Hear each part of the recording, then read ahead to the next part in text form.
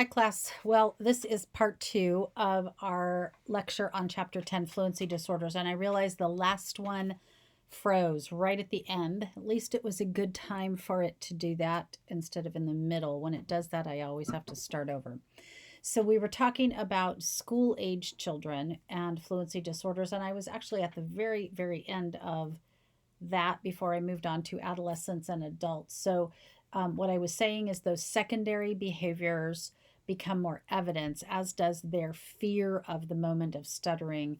Therefore, their avoidance and frustration over stuttering become really the hallmarks of their disorder at this point. So, moving on to adolescents and adults. So, we're at kind of an advanced stuttering at this point. These are their core and secondary behaviors are similar to school age children, but for some, the core behaviors may not be as evident, but that is because of the increased prevalence of the secondary behaviors. And they're using these now to completely avoid or to escape moments of disfluency. The secondary behaviors are very obvious and they are very impactful and interfering with communication because they are replacing the disfluent behaviors of repetitions or prolongations or blocks. So the person is still significantly impacted. It's just that what seems primary in the disorder has changed a bit. Okay, so those were all related to developmental fluency disorders. So now acquired fluency disorders. There are a couple types. Fluency disorders can be acquired at any time in the lifespan. They can result from illness or trauma, accident affecting the brain, the central nervous system, or from psychological trauma. These occur much less frequently than developmental stuttering. In my career, I have never seen anybody that has an acquired fluency disorder. Now, perhaps that's because I have had limited experience working with adults. I only worked with adults for a couple of years. But I just want you to know I have limited experience with this, mostly because it is a very rare occurrence. They have the same symptoms as developmental stuttering to a degree, the same kind of repetitions, prolongations, blocks, those kind of core behaviors, except that the onset is much more dramatic, much more sudden. Remember, we said when we talked about developmental that the onset is gradual. That is not the case with an acquired disorder. So there are two types. The first is neurogenic stuttering.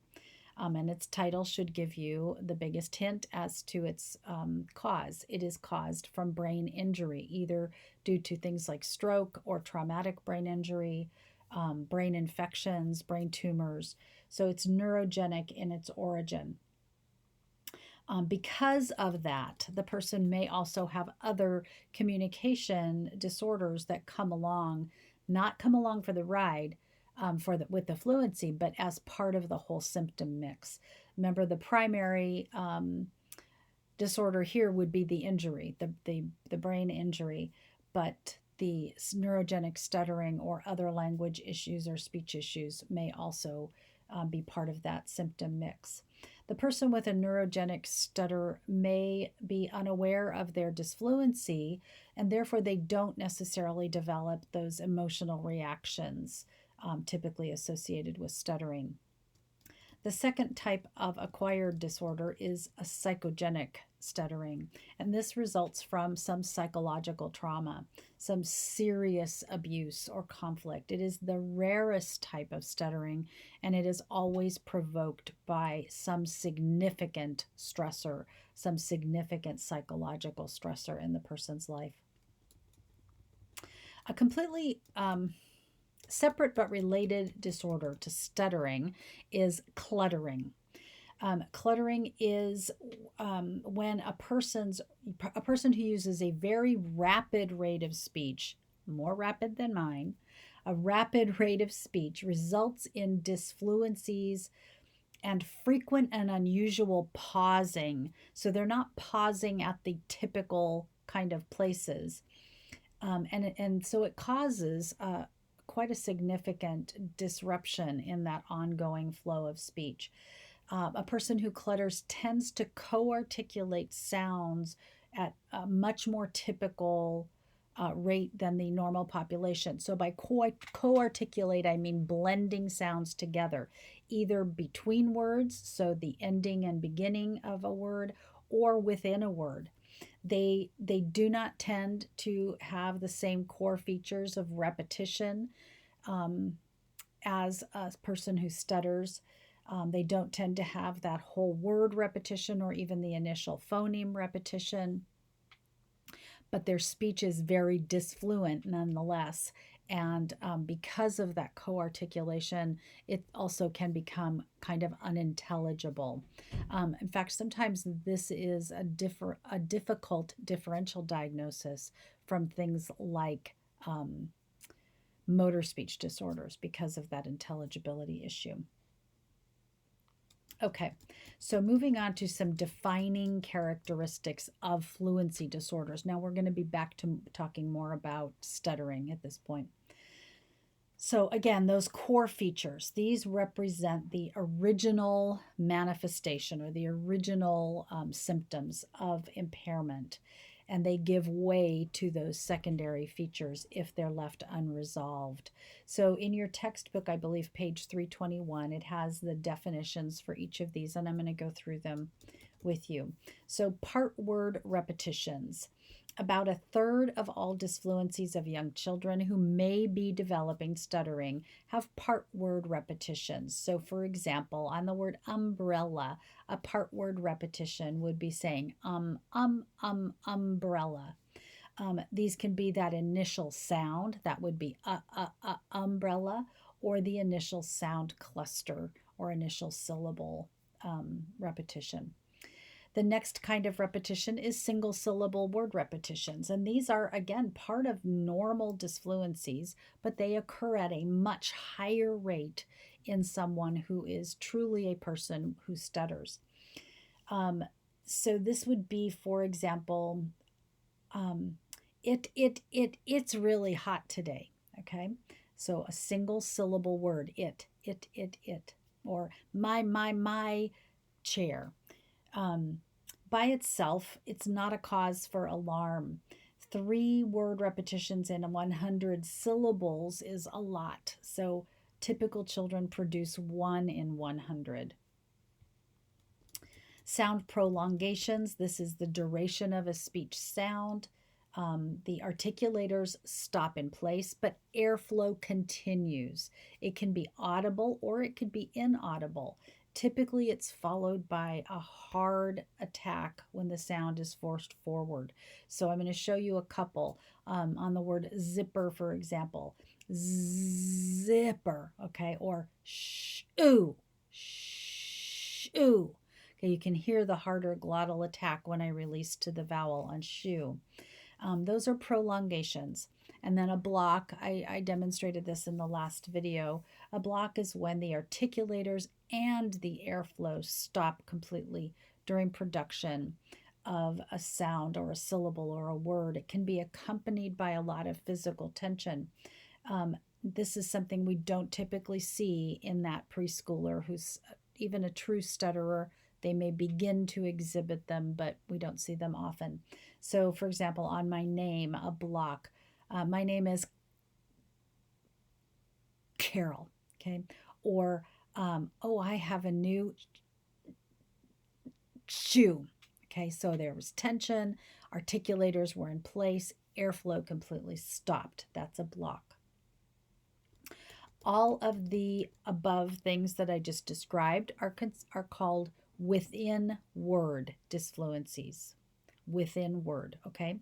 Between word disfluencies are things like phrase repetitions and interjections and revisions. So changing what you want to say. I want to say, again, I want to say, I want a hamburger, but I know I'm going to block or have a big prolongation, some disfluency on that H sound. So instead, I'm going to say, I want a taco, okay, because I can get through the T. All of those are normal unless they occur at a high rate of frequency. Again, phrase repetition, interjection, revision, all of those are normal. Blocking, prolongation, those are not. Those are signs of disorder. Secondary features. We've talked about these now a few times, but there are two types. So let's talk about those. The first type are escape behaviors. And these are those that are developed in response to moments of stuttering. So stuttering is typically pretty involuntary. The person, they don't plan for it. Sometimes they don't even know it's coming. People can develop an awareness, for example, that they usually stutter on certain sounds. But for the most part, stuttering is pretty involuntary. So escape behaviors are something that's within their control. And they use them to break out of that moment of disfluency. I think I talked about this in the last video.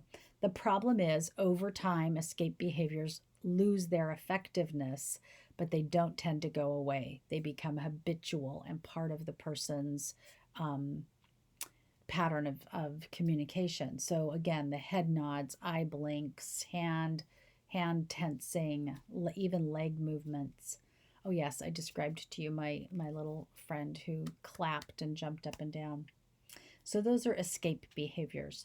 And then there are avoidance behaviors. People who stutter can often anticipate just because of either the content, the context of what they're talking about, the person they're communicating with, the situation they're in, or sometimes actual sounds or words. They can anticipate a stuttering moment, and they find that they can avoid that. So word and sound avoidance, self-explanatory. They would avoid using certain words that contain certain sounds. People who stutter often, if they're very advanced, meaning they've been doing this a really long time, they become a walking thesaurus, so they can substitute in different words for words they know they will stutter on. A term that fits in this word and sound avoidance is circumlocution. Circumlocution is trying to delay a potential disfluency by putting it off or talking around it. So instead of landing on that word that they know they're going to stutter on, they'll talk about it or talk all around it. Postponement is also a word or sound avoidance strategy. So it's a long pause that's put before that word that's anticipated to be a problem. So those are word and sound avoidances. And then there are situational avoidances, and this is self-explanatory, just completely avoiding a situation you know that you are going to stutter in. I have a friend who is a pretty significant stutterer if you think of how frequently there are moments of disfluency within his speech. And he wrote a newspaper article about, he actually was a journalist for many years, but he wrote a newspaper article about his own experiences as a person who stutters. And he described a situational avoidance. And for him, one of those things that he avoided was ordering food at a drive-through. That's why I used that example of hamburger and taco.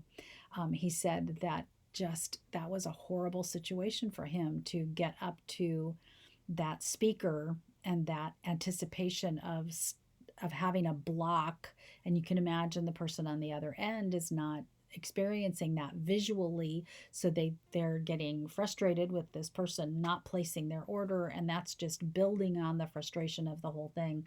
So it was a situation that he avoided for a very, very, very long time, until he just came to terms with, this is just how I talk, and this is kind of their problem, and I'm going to get up there and I'm going to order whatever I want to order. I'm not going to revise my order, and I'm not going to avoid it anymore either.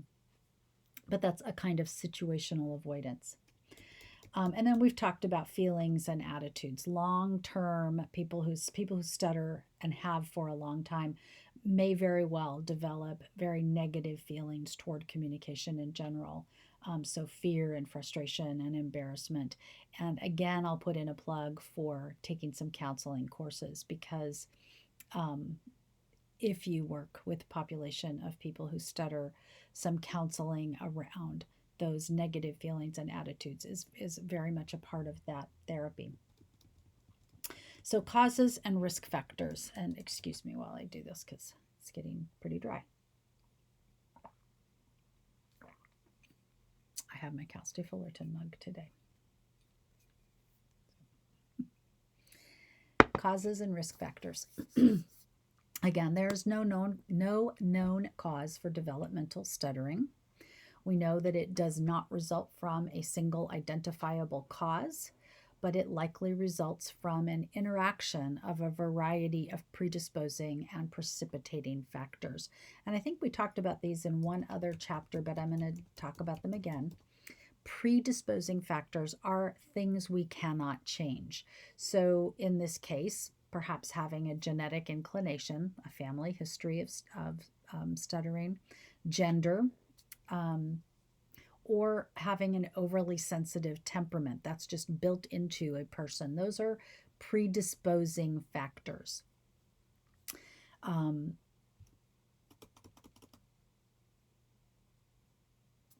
Differences in brain morphology and neural physiology. Again, this is more recent research, but we can identify in people who stutter that there are some differences in neural physiology and how the brain is organized. Motor speech coordination. Again, this is inconclusive research at this point, but it is research that's going on. So those are all predisposing factors, things we can't change. But precipitating factors are things that can change.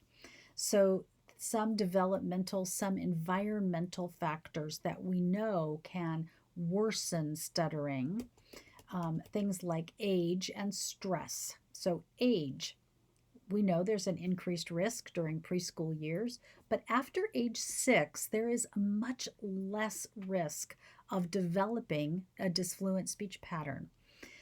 So it's very unusual. And again, this is one thing I can say I have never seen.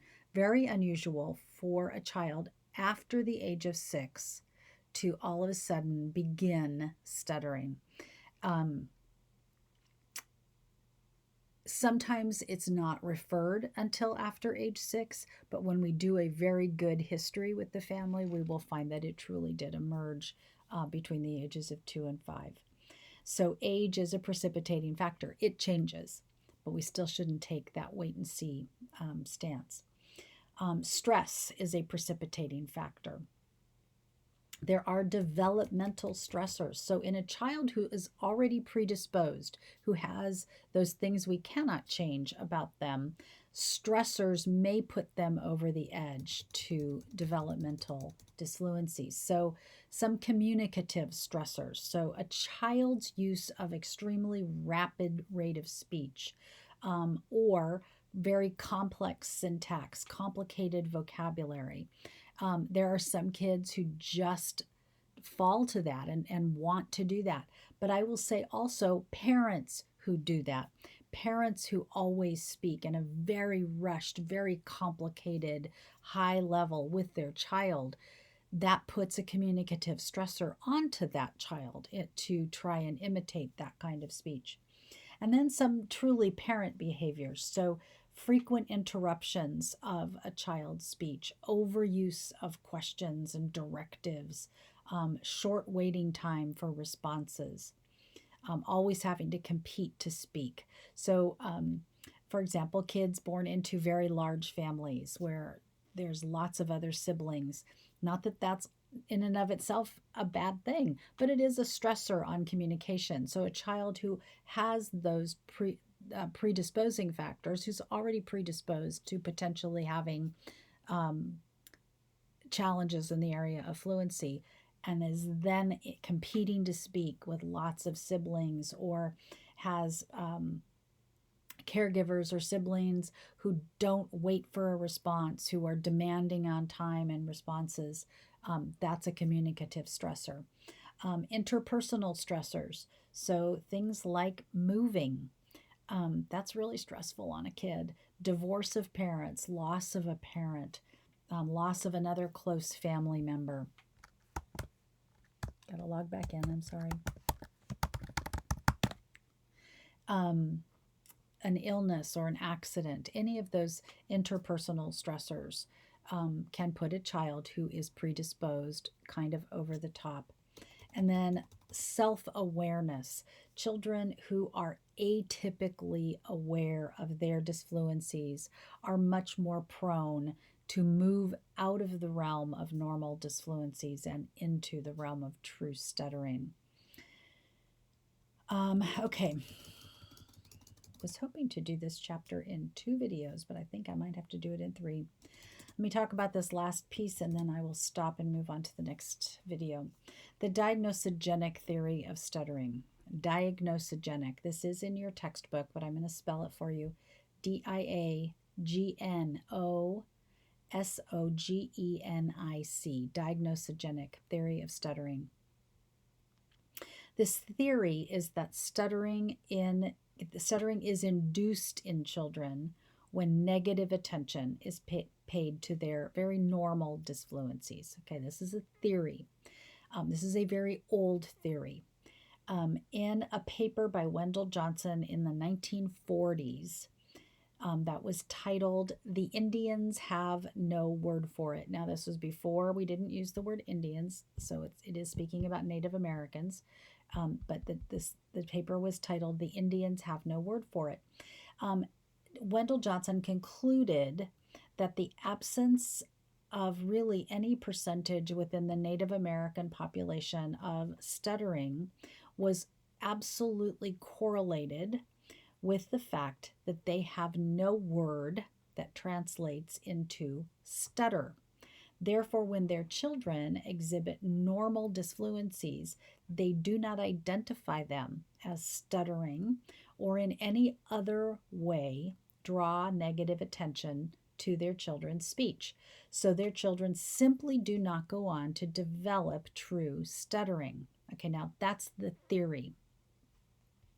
This theory was tested.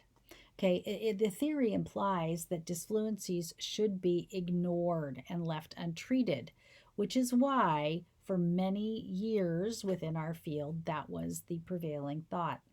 Now, it was tested in what's now considered a very unethical study. Back in 1939, so prior to the publication of the paper, a group of 20 orphans, ages 5 to 15, okay, 20 of them, living in an orphanage. 6 of these were singled out and treated as stutterers, even though they were not. Hold on.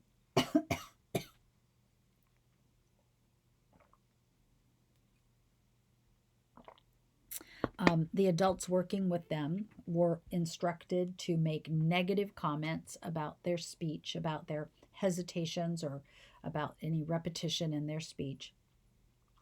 They were instructed to make inappropriate suggestions regarding fluency, like, oh, just start over and say it again, or, you need to slow down when you're talking, or, no, I'll just interrupt them and guess what they were going to say. So very inappropriate suggestions regarding fluency. And what they found is the researchers were able to absolutely induce more disfluency within this group of 6 children than the children had previously exhibited. Mostly those disfluencies were not severe, and they were all considered normal. So they were a heightened use of interjections and pausing, but they were definitely now occurring in a much greater percentage than they had previously. Now, the beauty of this was once the experiment was over and everybody started treating everybody normally again, the disfluencies went away. And I do believe there were lawsuits filed many, many years later. We know now that kind of research is pretty unethical.